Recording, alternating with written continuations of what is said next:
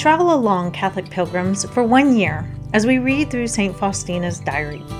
Join me, Amy Thomas, each day for a short reading out of the diary which brought us a deeper understanding of Christ's divine mercy. Welcome, Catholic pilgrims, to day 93 of our readings from St. Faustina's diary. Today's show is sponsored by My Saint, My Hero. They are a Catholic jewelry company that make wearable blessings. They have necklaces, rings, bracelets, all with medals on them or signs of our faith. I really love wearing their stuff, and I'm so glad to have partnered with them for the making of this podcast. They have helped me out greatly, and if you could check them out, they have something for everyone, women, men, and children. I would greatly appreciate it. So you can find them at www.mysaintmyhero.com. So in today's readings, we've got a little phrase that we're going to have to talk about because I've never heard something described this way. It's called the blackest ungratefulness. And yeah, we're going to talk about that because what a description. You know, it conjures up in my mind a lot of just dark images, and I think it's something that we need to talk about. So we will be reading from Notebook 1, numbers 383 through 386. At the beginning of the retreat, I saw on the ceiling of the chapel Jesus nailed to the cross. He was looking at the sisters with great love, but not at all of them. There were 3 sisters at whom Jesus looked severely. For what reasons I do not know.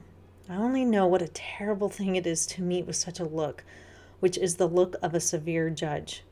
That look was not directed at me, and yet I was paralyzed with terror.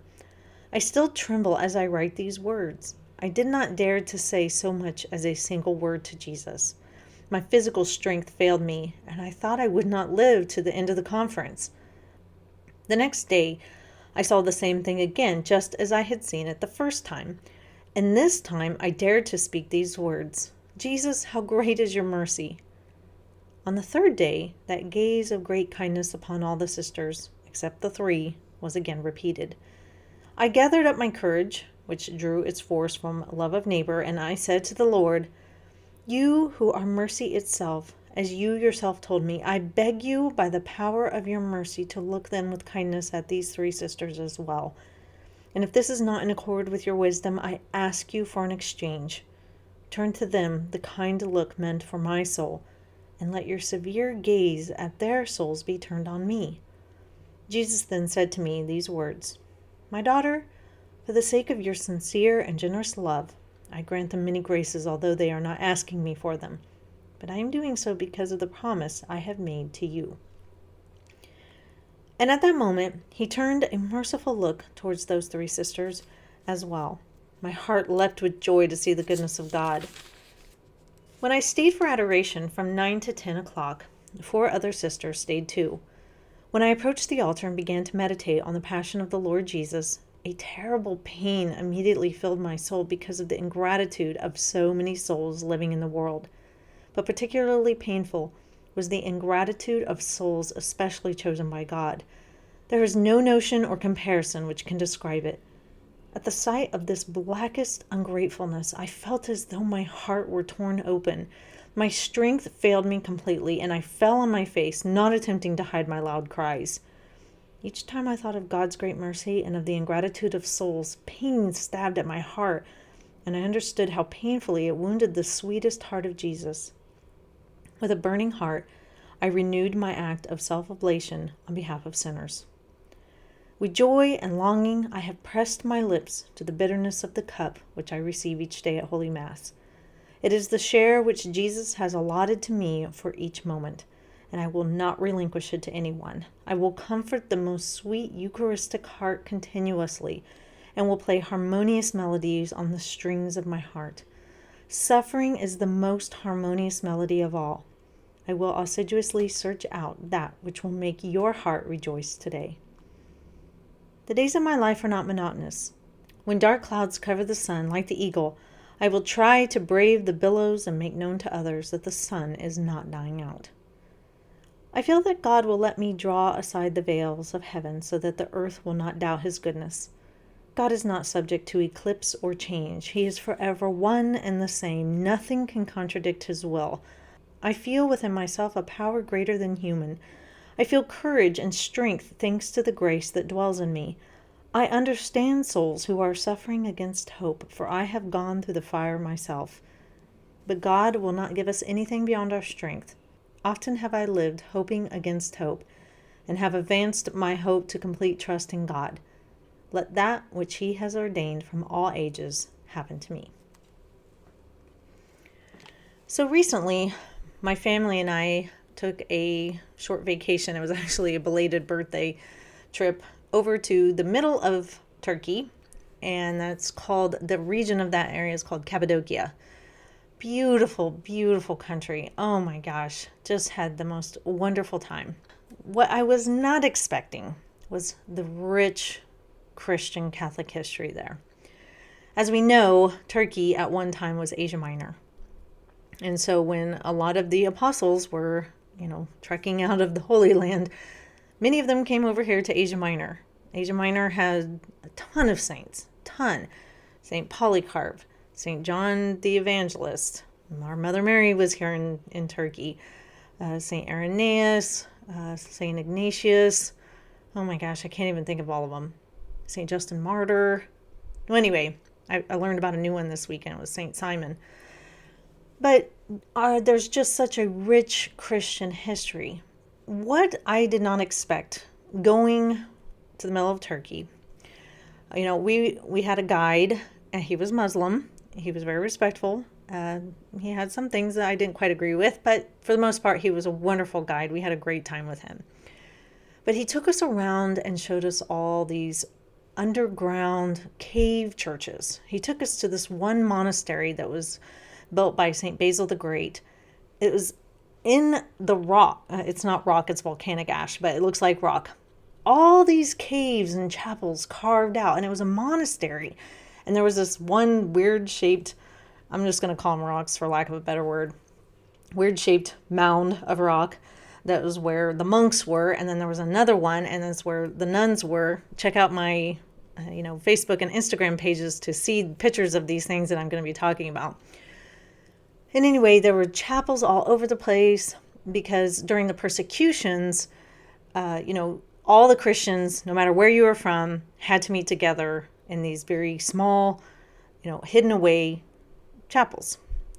But as the persecutions stopped happening, a lot of the Christians decided to have chapels based off of where they were from. So there was like a chapel for those that were from Egypt, and a chapel for those that were from Malta, and there's a chapel from those who were from Armenia, and they were all a little different. But what was so cool is right next to each chapel is a kitchen, because when they all had to be mixed together, they just all had to eat whatever was available. But then when they made their own chapels, they all wanted to cook, what was good to them, what they had a taste for. So it was very interesting.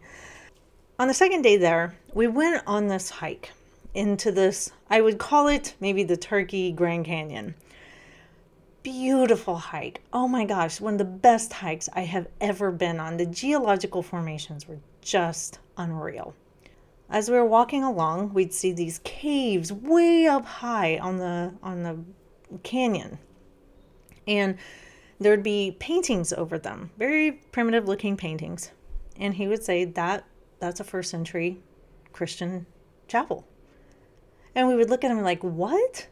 He's like, yes. He's like, when things were really bad, they had to get their chapels to a place that was very difficult to get to and not noticeable, very hard to find, because you really had to seek it out, and they didn't want anybody just stumbling across it. So they had to make them very out of the way, very private, very secret, so that they could celebrate Mass. I mean, I'm telling you guys, these caves were way high up. And sometimes there were just like these little carved in hand, ladders. But we came to this one cave. The outside, it looked pretty, whatever. This one we actually got right up to. We went inside the cave, and we kind of had to walk up this tiny little tunnel. And when I popped my head up and I turned and looked to my right, there was this church. Oh my goodness, guys. I can't even tell you how floored I was. Beautiful, beautiful. Oh my gosh, it was so gorgeous. And the light was coming in from the tiny little windows. And there was these pillars. It was a little bit older church. So it wasn't one of the early first century Christian ones, but it was another cave church where they would have mass. And I sat there and I was thinking, I was like, what our brethren have gone through to worship God is utterly inspiring. They went to great lengths. They sacrificed their lives, knowing that at any moment somebody could find them out. But they did it anyway because they were so grateful to God for what he had done for them. So grateful to Christ. And that's why I wanted to talk about the blackest ungratefulness. Guys, you can't imagine what these caves are like. And yet we have such an ungrateful attitude nowadays. Now, we can't be bothered with church because I've got my kids' sports, or I've got a football game on that I want to watch, or I've got this or that, or oh man, I had a hard Saturday. I stayed up way too late and I just don't have time for church. Or I'll do church my way. I'll go up on a rock somewhere and hike and pray to God. We've just become so ungrateful for what happens in the Mass. But those first Christians did not mistake what was going on. They did whatever it took to go and worship our Lord. And it just, gosh, man, it just makes me feel like an utter coward sometimes. I don't miss Mass unless I'm here in Turkey, so sometimes I can't go. I have to do it online, but I don't miss Mass on purpose. But still, we whine and complain and blah, blah, blah, and all this stuff. This church isn't pretty enough. This church isn't. Guys, these were literally caves carved out of volcanic ash with a little bit of paintings on them. And that was it. But they wanted to commune together with Christ. But I fear that this blackest ungratefulness has permeated so much. And now my other fear is that COVID has made us kind of lethargic about the Mass. Like I said, here in Turkey, I have to do a lot of my Mass time online. I don't want to do it that way. It's just because we have lockdowns on Sundays and there's no other real option for us. We are going to Mass on Fridays. It's not the same as Sunday Mass, but we're doing what we can.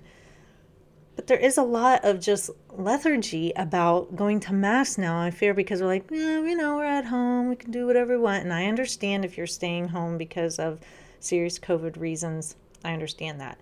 That's not what I'm talking about. But just the ungratefulness. We have churches everywhere in the States, and the pews aren't filled. And that's because we've forgotten what Christ did on the cross, and that he wants to commune with us through the Eucharist at Mass. We have forgotten that, I fear. But we just need to foster a grateful, appreciative attitude within our Catholic faith. Be people of optimism and inspiring and have courage. And yes, that's what I want to see. So I will see you back here, Catholic Pilgrims, for day 94. And you know how it goes. Until then, live the faith boldly and travel well.